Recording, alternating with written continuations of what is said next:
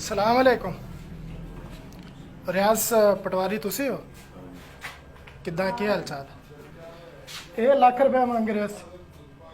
ਕੀ ਸੋਚ ਕੇ ਲੱਖ ਰੁਪਇਆ ਮੰਗਿਆ ਸੀ ਮੇਰੀ ਵਾਲਦਾ ਕੋਲੋਂ? ਖਸਰਾ ਗੁਰਦੌਰੀ ਦੇ 50 ਰੁਪਏ ਫੀਸ ਹਨ ਕਿ ਬਹੁਤ ਮਾਸੂਮ ਬਣੇਗਾ। ਲਾਈਵ आ रहे हो, तू जवाब देगा।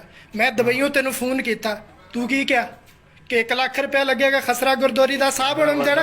गल नहीं करनी केड़ी खसरा गुरदौरी की तू फीस मांग रहा मेरे को 1 लाख रुपया। उतू मेरी वालदा ही हाई साहब ये इन्हें की क्या उन्होंने तेरी जगह अगर कोई बंदा हो मैं उसकी धौन च आता मैं मर नहीं गया। तू मेरी मां ने इदा गल करने होता कौन?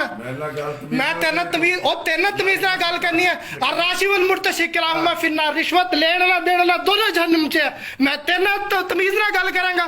तू है कौन? अख च अख पा के गल कर।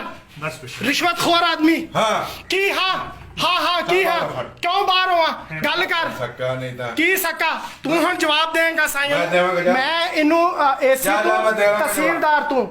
तू तहसीलदार तू मैं इनू पेपर लेके इनू मैं दिता। मेरे को पेपर मौजूद है। पहले ने 15,000 रुपया खादा, इन्हें मैनू की गिनती का पेपर देता गलत गिनती का। कानून की गल कर रहे हो, कानून ना लावांगा मैं भी तेनू 1 लाख रुपया किस चीज का दवा। जी हाँ सर गल करो थोड़ा बैठ के सर जी एदे दफ्तर ए मेरी वालदा नु कह रहे मैं तेरी तौन च हाथ दे क्यों कह गया है?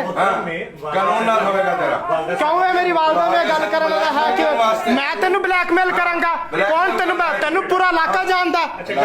तू मौके ते गया नहीं, तू जमीन वेखी नहीं? यार एक मिनट मेरी हेलो गलत गल नहीं, तमीज ना मैं गल कर ही नहीं रहा तेरे मैं गल करनी नहीं।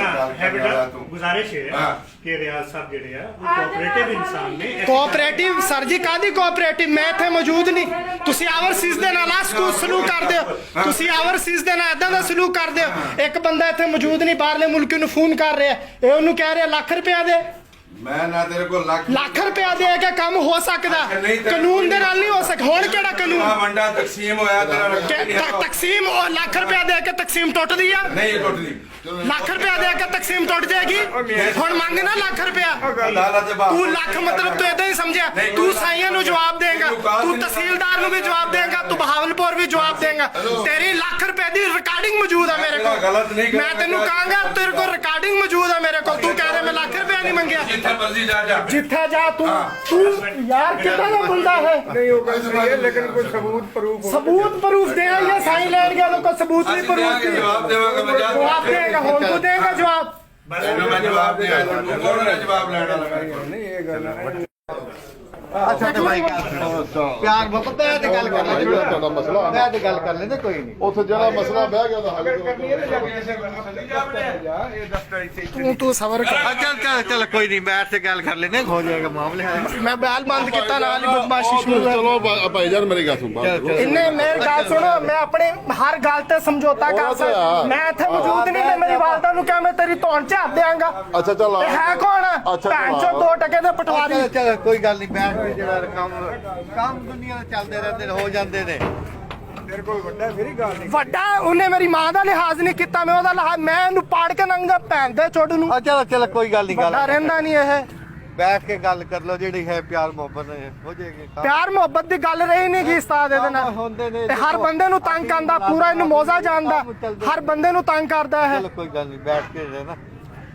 ਗੱਲ ਨਹੀਂ ਕਰਨੀ ਸਰ ਜੀ ਇਹ ਕੋਆਪਰੇਟ ਕਰੇ, ਇਹਨੂੰ ਕੌਣ ਮਨਾ ਕਰਦਾ ਕੋਆਪਰੇਟ ਕਰਨ ਤੋਂ? ਇਹਨੂੰ ਰਿਸ਼ਵਤ ਮੰਗਦਾ ਬਦਤਮੀਜ਼ੀ ਇਹਨੇ ਬਦਤਮੀਜ਼ੀ ਕੀਤੀ। ਇਹਨੇ ਮੇਰੀ ਵਾਲਦਾ ਨੂੰ ਕਿਹਾ ਤੇਰੀ ਮੈਂ ਧੌਣ ਚ ਹੱਥ ਦੇ ਜਾਊ। ਭਾਈ ਜਾਓ ਤੁਸੀਂ ਕਿਉਂ ਏਦਾਂ ਗੱਲ ਕਰੇ? ਤੂੰ ਆਂਦਾ ਕੌਣ ਹੈ? ਤੈਨੂੰ ਜਾਣਦਿਆਂ ਨੇ ਕੋਈ? ਤੂੰ ਕਿਉਂ ਤੂੰ ਹੁਣ ਮੈਂ ਖੜਾ ਨਾ ਤੂੰ ਦੇ ਧੌਣ ਚ ਹੱਥ ਦੇ ਮੇਰੀ ਵਾਲਦਾ ਦੀ ਧੌਣ ਚ ਹੱਥ।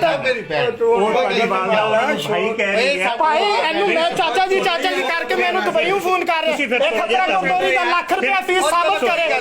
कोई गल नहीं मेरे ਤੂੰ ਜਾ ਪਰ ਗੱਲ ਕਰਾਂਗੇ ਆਪਾਂ ਬੰਦਿਆਂ ਚ ਬੈਠ ਕੇ ਗੱਲ ਕਰਾਂਗਾ। ਤੂੰ ਆਏਗਾ ਓ ਯਾਰ ਚੱਲ ਤੂੰ ਆਏਗਾ ਤੂੰ ਕਿਸੇ ਮਰਜ਼ੀ ਟੱਕਰ। ਮੈਂ ਕੋਈ ਕਿਸੇ ਦੀ ਚੋਰੀ ਕੀਤੀ ਆ? चल कोई ਮੈਂ गल ਚੋਰੀ ਕੀਤੀ ਆ? ਤੂੰ ਮੇਰੇ ਨਾਲ ਗੱਲ ਕਰੇਗਾ? ਮੈਂ ਹਰ ਚੀਜ਼ ਬਰਦਾਸ਼ਤ ਕਰ ਸਕਦਾ, ਮੈਂ ਨਹੀਂ ਕਰ ਸਕਦਾ। ਲੜਾਈ ਹੋ ਜਾਏਗੀ ਤੁਸੀਂ ਲੈ ਜਾਓ। ਉਹ ਸੱਜ ਕਾਦੀ ਲੜਾਈ? ਮੈਂ ਸਿਆਸਤੀ ਕਰ ਰਿਹਾ। चल कोई गल नहीं भाई बैठ के गल कर ले जा ਜੀ ਮਾਮਲਾ ਹਿਸਾਬ ਨਾਲ ਹੁੰਦਾ। ਉਹ ਮੁਲਾਜ਼ਮ ਹੈ ਕਿਸੇ ਦਾ ਕੋਈ ਪਾਬੰਦ ਨਹੀਂ।